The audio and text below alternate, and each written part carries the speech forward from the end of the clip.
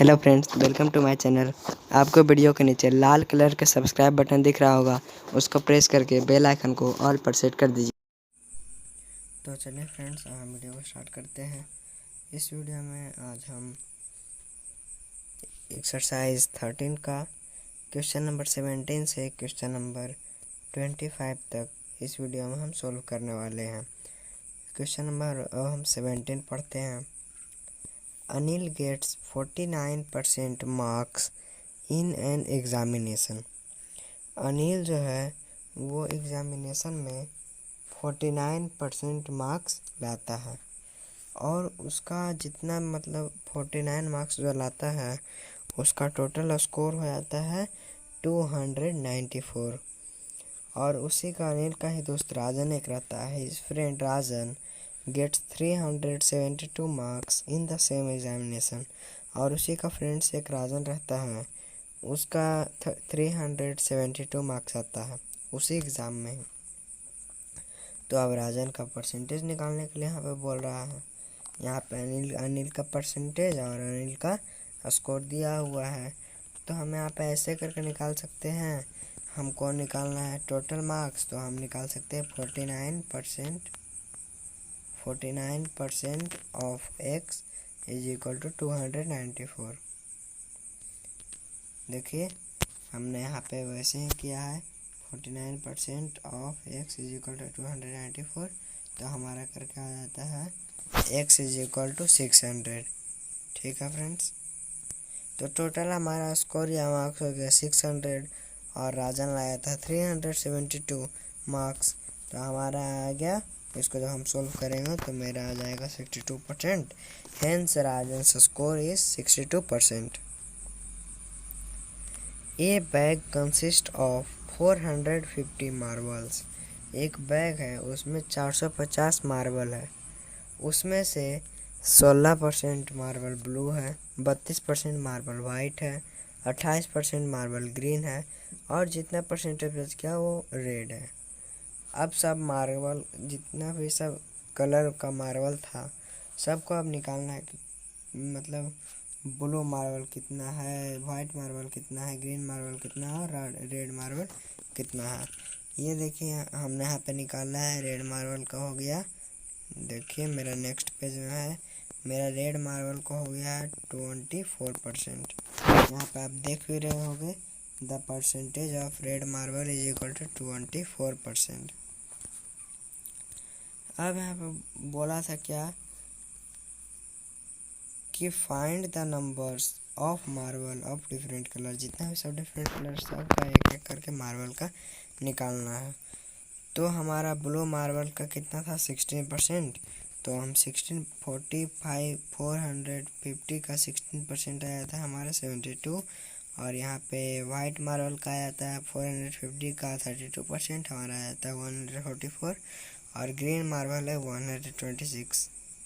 ठीक है, और हमारा वाइट मार्बल है 108। तो हमारा यहाँ पे मैंने यहाँ पे एक ही साथ लिख दिया है, इतना लिख दिया है, इतना लिख दिया हमने। Hence the number of blue marble is equal to 72, the number of red marble is equal to 144, the number of green marble is equal to 126, the number of white marble is equal to 108। अब हम 19 number question को read करते हैं। A mixture consists of 45 integer 5 by 11% sand, 36 integer 4 by 11% gravel and rest cement. Find the weight of mixture which contain 12.5 kg weight of sand. Also determine the weight of mixture that will contain 4 kg weight of cement. अब यहाँ पे बोल रहा है कि sand जो है, sand का परसेंटेज कितना है 500 बाई 11%, ग्रेवल का कितना हो गया 400 बाई 11%, और सीमेंट का निकालेंगे हम लोग तो हमारा आ जाएगा 200 बाई 11%। अब यहाँ पे पूछ रहा है टोटल वेट कितना है, मिक्सचर का टोटल वेट कितना है। हम लोग मान लिए let weight of mixer BX। अब हमारा 500/11% था सेंड, उसका x 500/11% ऑफ x बराबर 12.5। यदि हम इसको सोल्व करते हैं तो हमारा निकल जाता है x इज इक्वल टू 27.5। तो हमारा आ गया total mixer is equal to, आप यहाँ पे देख सकते होगे हमने लिखा है 27.5 kg is the weight of mixer which contains 12.5 kg weight of sand. मतलब यहाँ पे मेरा टोटल वेट हो गया, टोटल वेट हमारा हो गया 27.5 kg। ठीक है। अब यहाँ पे बोल रहा है, अब यहाँ पे हमने देखिए यहाँ पे लिखा हुआ होगा क्वेश्चन में ही, सीमेंट का अब जितना बच गया वो सीमेंट बच गया। तो हमारा आ गया था सीमेंट 200/11%। अब यहाँ पे दूसरा नंबर क्वेश्चन में बोल रहा है also determine the weight of mixer that will contain 4 kg weight of cement. अब यहाँ पे हमारा 200/11% सीमेंट निकल रहा था, अब हम उसके जगह पर 4 kg सीमेंट निकालेंगे। ठीक है दोस्तों, 4 kg वेट ऑफ सीमेंट। अब इसका मिक्सचर हमें निकालना पड़ेगा। तो हम मान लेते हैं let the weight of mixture be y if there is 4 kg cement. यदि 4 kg सीमेंट है पूरा मिक्सचर में तो हम उसको बाई मान लेते हैं। तो हमारा आ गया, आप लोग यहाँ पे देख रहे होगे यहाँ पे लिखा हुआ 200/11%। 200/11% of y is equal to 4 kg। Y का 200/11% 4 kg है। तो जब हम इसको सोल्व करेंगे तो हमारा आ जाएगा y is equal to 22 kg। तो हमारा आ गया hence 22 kg is the weight of mixer that will contain 4 kg weight of cement. अब यहाँ पे आप लोग सोच रहे होंगे रत्ना सागर का जो बुक है उसमें आंसर 11 दिया हुआ है, यहाँ पे 11 kg दिया हुआ है, लेकिन वो आंसर गलत है फ्रेंड्स। यही आंसर सही है 22 kg। ठीक है फ्रेंड्स, तो आप लोग यदि आप लोग से 11 kg आ जाता है, यदि सही रूल से यदि आप लोगों को 11 kg आ जाता है तो भी सही है, लेकिन यदि आपका भी 22 kg आ रहा तो समझ जाइए कि उसका आंसर दिया हुआ गलत है। वैसे रत्ना सागर ये सब बुक में ज़्यादा आंसर गलत दिया हुआ नहीं रहता है, तो ये एक आंसर गलत है। ठीक है फ्रेंड्स, तो चलिए हम 20 नंबर क्वेश्चन की ओर बढ़ते हैं। मिसेस रेवारी, हो सके तो मैं आपको 19 नंबर का प्रूफ भी बता दूंगा, इसको वेरीफाई भी मैं कर दूंगा लास्ट में। ठीक है फ्रेंड्स, लास्ट तक आपको वीडियो को देखना है सिर्फ।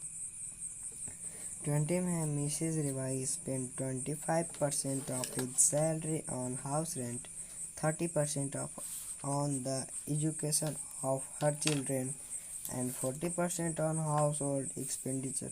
Find her salary if she saves ₹1470 per month. Mrs Rewari है, कोई एक लेडीज है, वो अपना सैलरी का 25% हाउस रेंट पे खर्च करती है और एजुकेशन पे 30% और हाउस होल्ड एक्सपेंडिचर पर 40%। अब जितना भी बच जाता है वो बच जाता है उसके पास 1470 रुपया। तो हमने गिवन डेट में जितना दिया हुआ उतना हम लिख लेंगे। अब वो सी सेव्स मनी, कितना वो सेव करती है मनी, 95% वो स्पेंड कर देती है, तो सिर्फ और सिर्फ वो 5% ही मनी सेव कर पाती है। तो हम उसका सैलरी एक्स मान लेंगे। पहले के ही जैसा सभी क्वेश्चंस पहले के जैसा है। 5% of x is equal to 1470 और हमारा एक्स इज इक्वल टू निकल जाता है 29,400। Hence rupees 29,400 is her salary. 21 में अब दो क्वेश्चन है। In an election, the winning candidate received 48,000 votes, which represented 60% of electorate.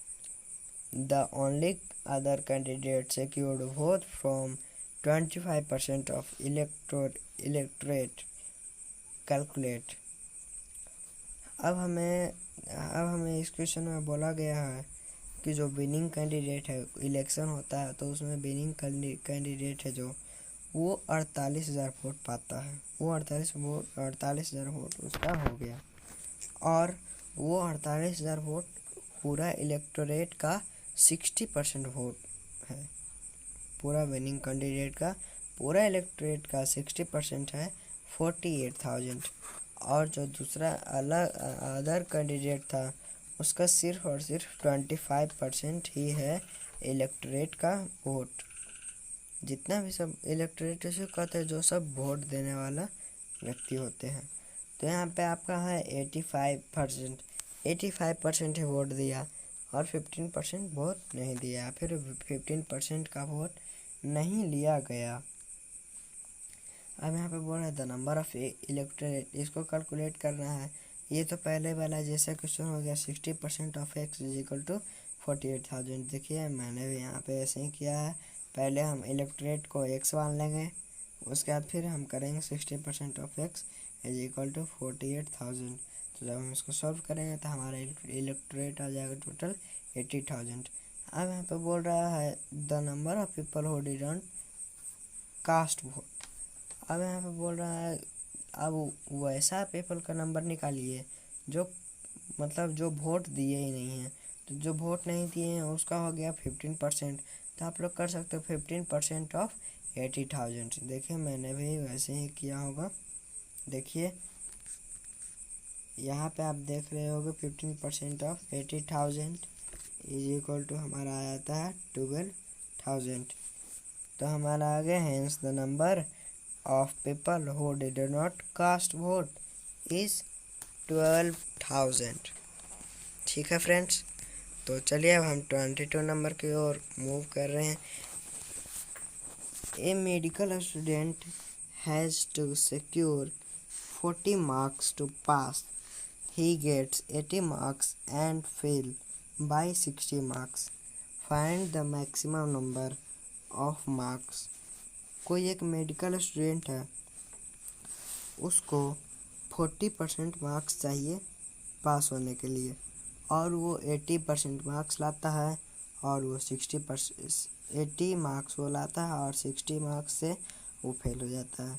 तो उसका टोटल मार्क्स कितना था, मतलब जो कोई भी मेडिकल का एक सब्जेक्ट होता है उसका टोटल मार्क्स कितना नंबर का क्वेश्चन लिया गया था। अब यहाँ पे पूछ रहा, तो हमारा आ गया, हम यहाँ पे देख सकते यहाँ पे है, सॉरी फ्रेंड्स, यहाँ पे है 80 मार्क्स। ठीक है, 80 मार्क्स वो लाया और 60 मार्क्स से वो फेल हो गया। तो 80 + 60 कितना हो जाता है, 140 हो जाता है। तो आप लोग जान सकते होगे कि 140 का 40%।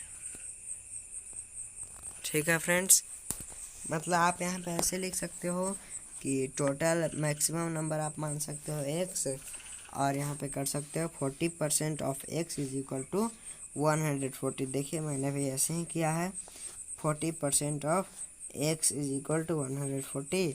जब हम इसको सॉल्व करेंगे तो x इज इक्वल टू आ जाएगा 350। तो जितना भी मार्क्स है सब मैक्सिमम मार्क्स आ जाएगा उसका 350। तो चलिए अब हम 23 नंबर क्वेश्चन को अब हम रीड करते हैं। हमारा है 23 में, after a 20% hike the cost of a refrigerator is ₹15,300. What was the original price of this refrigerator. अब यहाँ पे दिया हुआ है, पहले मैं आपको हाइक का वर्ड मीनिंग बता देता हूँ। हाइक मतलब होता है बढ़ोतरी। कॉस्ट है, रेफ्रिजरेटर का कॉस्ट है 20% बढ़ोतरी के बाद हो जाता है 15,300। तो उसका ओरिजिनल प्राइस क्या होगा, ओरिजिनल प्राइस हम x मान लेंगे, और हम देखिए मेरा 100% और प्लस 20% बढ़ोतरी करने के बाद हमारा आता है 15,300। तो हम उसको जोड़ देंगे, तो जोड़ने के बाद हमारा आया था, जब हम उसको x का वैल्यू निकालेंगे तो हमारा x का वैल्यू आ जाता है 12,750। तो हम यहाँ पे लिख सकते हैं hence ₹12,750 was the original price of this refrigerator। तो चलिए हम 20 नंबर क्वेश्चन को आपको रीड करके बताते हैं, उसके बाद फिर उसको हम सॉल्व करके बताएंगे। तो इस क्वेश्चन में बोल रहा है कि कोई एक नंबर है वो 10% से इंक्रीज होता है, और जो 10% से इंक्रीज हुआ नंबर फिर से 10% से डिक्रीज होता है। अब उसका नेट डिक्रीज या फिर इंक्रीज परसेंट निकालिए। यहाँ पे मैं आपको क्वेश्चन को फिर से समझा दे रहा हूँ। कोई एक नंबर है वो 10% से इंक्रीज करने के बाद जितना भी नंबर होता है 10% इंक्रीज करने के बाद उसमें से आपको 10% डिक्रीज कर देना है। तो उसका नेट इंक्रीज या फिर डिक्रीज परसेंट आपको निकालना है। यहाँ पे हम नंबर मान लेंगे 100, क्योंकि जब हम x मानते हैं तो x में मतलब उतना अच्छा से उतना इजी वे में मेरा नहीं बन पाता है। इजी वे में आसान सा तरीका है, 100 कर देंगे आप, नंबर को 100 मानेंगे तो 100 लेट करने के बाद हमारा आ जाता है 100 + 10, क्योंकि हमारा यहाँ पे 10% हमारा इंक्रीज होता है।